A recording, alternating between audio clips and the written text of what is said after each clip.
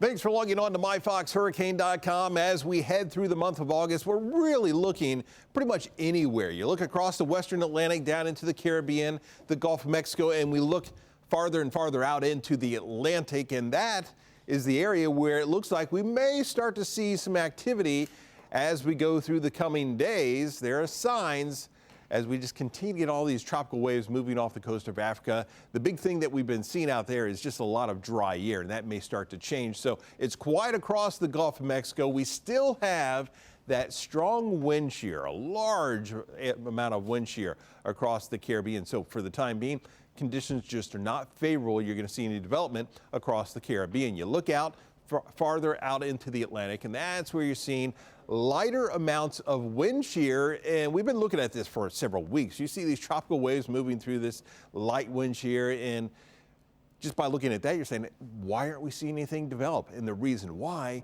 is because we just continue to see all this dry air, that Saharan air layer, and we just see plumes of this working its way across the Atlantic, heading towards the Gulf of Mexico, heading in our direction. And we do still see more of that, but on that southern side, as we get more and more of these waves moving off the coastline, you start to moisten up the atmosphere a bit more and a bit more with each of these waves.